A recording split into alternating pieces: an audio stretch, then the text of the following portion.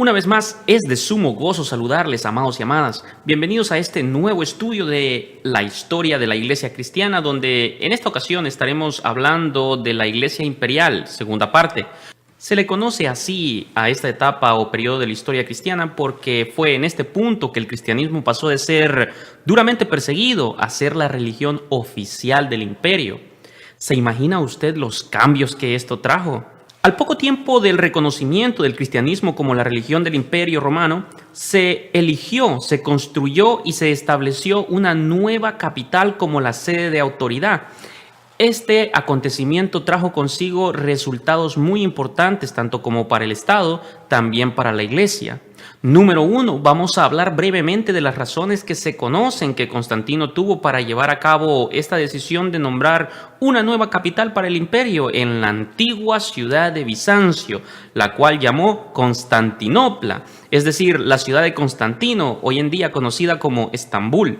El emperador Constantino entendió que Roma estaba hundida en la adoración pagana, llena de templos y estatuas en honor a la adoración de sus antiguos dioses.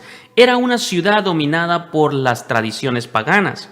El emperador, simpatizante del cristianismo, al parecer deseaba una capital sin los inconvenientes de las antiguas tradiciones, y en especial una capital auspiciada y bajo la influencia de la nueva religión imperial.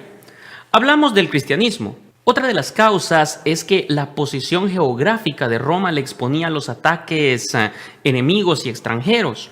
Durante su historia la ciudad fue muchísimas veces invadida y a veces saqueada. Así que Constantino eligió sabiamente la antigua ciudad griega de Bizancio para nombrarla como la nueva capital del imperio, la cual posee una ubicación geográfica favorable para defenderla de cualquier invasión o ejército enemigo que venga contra ella. También a esto podemos agregarle que en la ciudad de Roma habían familias poderosas e influyentes. Imagínense que la capital de su país actual fuera trasladada a otro lugar, así de un día para otro. Esto les quitaría influencia y poder a aquellos que ya están bien establecidos en la antigua capital, ¿no le parece? Así que Constantino se mudó a Constantinopla, la nueva capital del imperio, donde vivía en armonía con el obispo de la iglesia cristiana de la localidad. Aquí en la nueva capital se honraba y se reverenciaba a la iglesia, pero había un problema. Aquí vivía también el emperador y sus decisiones y opiniones tenían gran peso sobre la iglesia, así que hasta cierto punto la autoridad de Constantino opacaba a la iglesia. Imagínese que usted sea líder de una iglesia, pero todo lo que hace debe explicárselo al presidente de la nación, que es quien gobierna el país y sus leyes. Eso como que le ataría un poco las manos, ¿no le parece? Pienso que me va entendiendo muy bien. Bueno, también aquí en el Imperio Oriental, es decir, del lado de Constantinopla, la gente era de naturaleza sumisa y dócil. Así que lamentablemente de este lado del imperio la iglesia vino a ser sierva del Estado, podríamos decir. Un gran problema para la iglesia. Ahora hablaremos brevemente de esta nueva capital y Constantino. En la nueva capital no habían templos para los ídolos y el cristianismo era la religión profesante. Luego con el tiempo empezaron a haber templos paganos, sí, pero ¿por qué? Bueno, resulta ser que aunque Constantino era enérgico en el reconocimiento de la religión cristiana, era tolerante con las otras religiones y otros tipos de adoración. Él favorecía la tolerancia de toda forma de religión. Buscaba la conversión gradualmente de los paganos al cristianismo a través de la evangelización. Constantino también retuvo algunos de los títulos paganos del emperador, como el de Pontifex Maximus, sumo pontífice, que era el nombre antiguo que se le daba al emperador como supremo sacerdote o máximo líder de las religiones practicadas en el imperio. También estuvo a favor del sostenimiento de las vírgenes vestales en Roma. Estas eran jóvenes vírgenes escogidas para mantener encendido el fuego en el templo de Vesta, quien se consideraba era la diosa del fuego. Bueno, y esto era entre otras muchas cosas a las cuales Constantino, a pesar de ser simpatizante del cristianismo también favorecía respecto a las otras religiones. Así que como puede usted notar, amado y amada oyente, al parecer Constantino profesaba ser cristiano, pero no quería dejar del todo la antigua naturaleza, digámoslo así. Es más, como muchos saben, no quiso ser bautizado sino hasta estar a punto de morir. Esto nos da mucho, pero mucho en qué pensar. Así que durante Constantino vivió, las religiones paganas tenían libertad de culto. Pero no así con los siguientes emperadores, quienes fueron intolerantes completamente con los paganos. Querían la rápida conversión de todos al cristianismo, así que aceleraron el movimiento a través de una serie de leyes opresivas contra el paganismo. El dinero que se donaba a los sacerdotes o templos no cristianos era confiscado. Se prohibieron los sacrificios y ritos de adoración, los cuales vinieron a ser calificados como una ofensa que se castigaba en aquel entonces. Es más, se dice que no mucho después del reinado de Constantino, su hijo ordenó la pena de muerte y la confiscación de todas las propiedades de los adoradores de ídolos. Y así, de esta manera, también el paganismo tuvo persecución antes que fuera eliminado, a tal punto que tuvieron personas que sufrieron el martirio, aunque muy pocas en contraste al número de mártires cristianos durante 2 siglos o más. Creo que ya habíamos mencionado en estudios anteriores, muchos de los templos paganos se consagraron para el cristianismo y muchos otros fueron derribados. También se decretó una ley para que nadie escribiera ni hablara en contra de la religión cristiana. Así que los libros hechos por sus opositores eran quemados. La opresión contra el paganismo fue tan vigorosa que podríamos decir que quedó exterminado muy rápidamente. Entre comillas, claro, luego veremos el porqué. Bueno, en esta parte, cuando el cristianismo contra el paganismo parecía estaba ganando ya la victoria, surgió un nuevo gran problema. ¿Cuál será? Preguntará alguien tal vez. Bueno, surgieron una serie de controversias dentro de la iglesia sobre su propia doctrina. Verá, mientras la iglesia luchaba por su propia existencia debido a las persecuciones, se mantenía unida. Hubieron rumores de disensión doctrinal, pero estaba unida en lo general. Pero cuando los cristianos se vieron libres de acechanzas y también llegaron a tener dominio, las iglesias crecieron grandemente en diferentes localidades con reconocidos líderes u obispos, los cuales levantaron fuertes debates acerca de sus doctrinas. Debido a estos acalorados debates, se convocaron concilios de toda la iglesia en general para decidir estas cuestiones. En estos concilios solo los obispos tenían voto, el resto de los clérigos y laicos debían sujetarse a sus decisiones. Ojo con esto, amados. A usted que le gusta estudiar de la palabra de Dios y de la historia, en este punto ya hemos visto que a los máximos líderes de la iglesia se les conocía como obispos y estos estaban a cargo de ayudar, enseñar y cuidar de todas las iglesias alrededor de las cuales les correspondían a sus diócesis. ¿Por qué lo menciono? Bueno, porque luego veremos cómo las iglesias más grandes de la época empezaron sus desacuerdos y divisiones, siendo las más influyentes entre ellas las iglesias de Roma y Constantinopla, las cuales tuvieron sus diferencias y luchas por el poder para proclamarse a sí mismas como cabeza o máxima autoridad sobre las congregaciones y la iglesia de Cristo. Pero eso lo veremos en el próximo estudio. Le invito a que no se lo pierda. Volviendo con las controversias dentro de la iglesia, note que a este punto no había un obispo o líder supremo, sino más bien todos los obispos tenían voz y voto para decidir. Aunque hubieron una serie de desacuerdos durante este periodo, tenemos 3 que se destacan más y las vamos a ver a continuación. Una de ellas es la controversia sobre la doctrina de la Trinidad, especialmente sobre la relación del Padre y el Hijo. Arrio, un presbítero de Alejandría, alrededor del 318 después de Cristo, expuso la doctrina de que Cristo, aunque superior a la naturaleza humana, era inferior a Dios y que no era eterno en existencia, sino que tuvo un principio, es decir, fue creado por Dios siendo el principio de la creación. Por tanto, como es un ser que ha sido creado, no puede ser Dios. Por el otro lado estaban los opositores, siendo uno de los principales, Atanasio, tal vez usted ya lo ha oído mencionar, quien afirmaba la unidad del Hijo con el Padre, la deidad de Cristo y su existencia eterna. Por tanto, Jesús, decía, era verdadero Dios y verdadero hombre, tenía ambas naturalezas.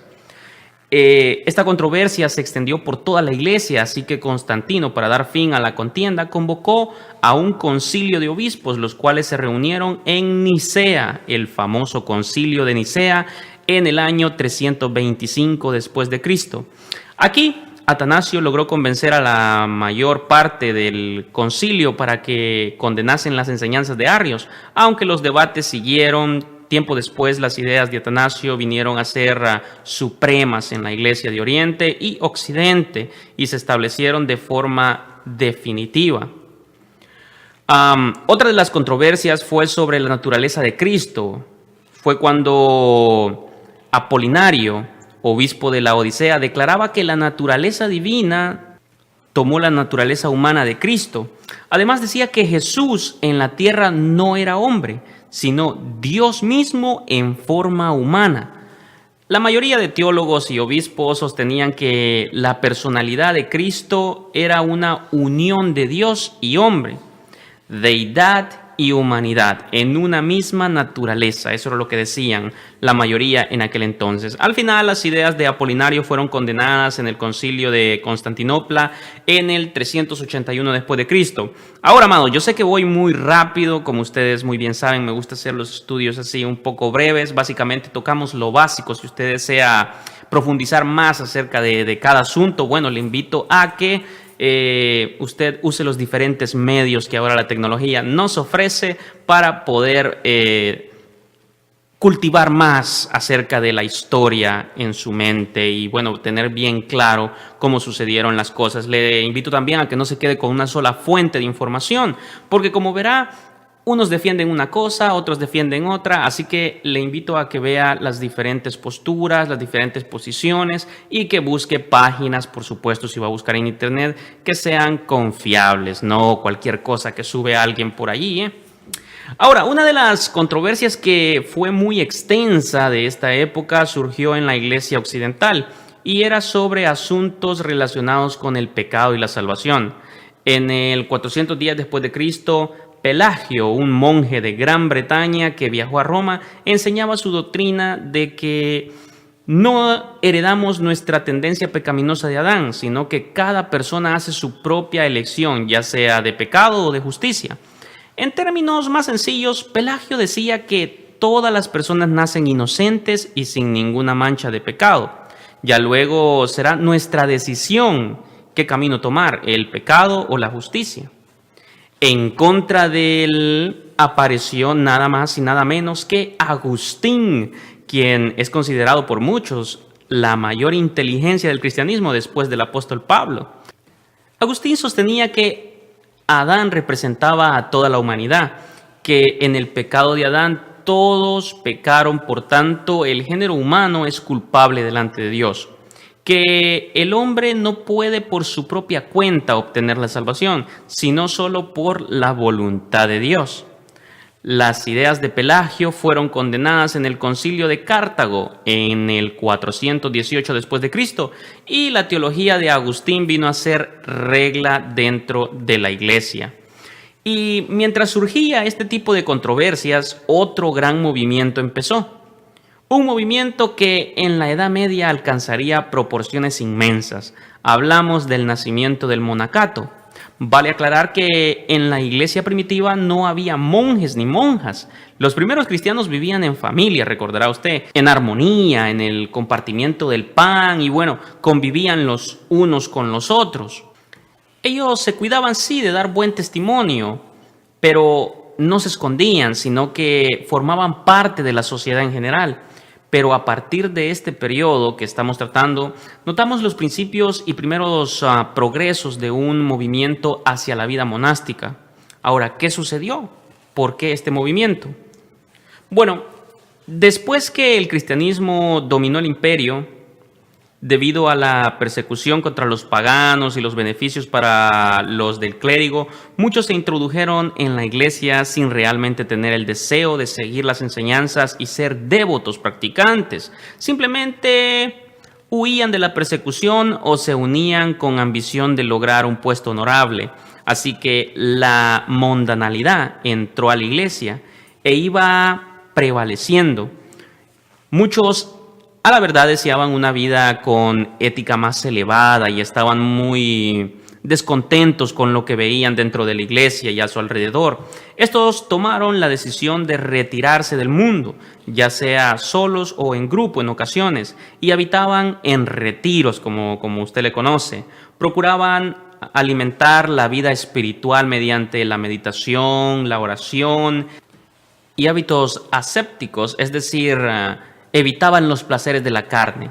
Se dice que este espíritu monástico comenzó en Egipto, donde se fomentó debido a un clima favorable y las pocas necesidades de la vida, por así decirlo. Pronto estas personas llamaron la atención de multitudes. Los que los miraban los tomaban como un ejemplo de pureza y sencillez, entre otras cosas. Y así muchos siguieron este ejemplo por todo Oriente hasta llegar a Europa. Esta vida solitaria y apartada pronto trajo como resultado el establecimiento de monasterios donde el trabajo estaba unido a la oración. Supongo que todos conocemos lo que son los monasterios, ¿no? Donde ahora vemos que, bueno, están las monjas, los monjes en aquel entonces. Y bueno, así fue el inicio de los monasterios. Lo que sucedió en adelante creo lo estaremos viendo en otro estudio. Amados, amadas, hemos llegado al final de este breve estudio donde hemos visto, número 1, la fundación de Constantinopla. Número 2, la división del imperio. Número 3, la supresión del paganismo. 4, algunas de las controversias y concilios que se llevaron a cabo en aquel periodo. Y también el nacimiento del monacato, o sea, los monjes, las monjas. Le invito cordialmente a que se suscriba al canal y active la campana de las notificaciones para saber el momento exacto en que subamos el próximo estudio, donde estaremos hablando de cómo se fue desarrollando el poder en la Iglesia de Roma. Hablaremos también de la caída del Imperio Romano Occidental y también de algunos de los líderes que hubieron en este periodo. Hermanos y hermanas en Cristo, gracias por su tiempo y por ver y escuchar este video. Dios les bendiga, les guarde siempre. Bendiciones para todos.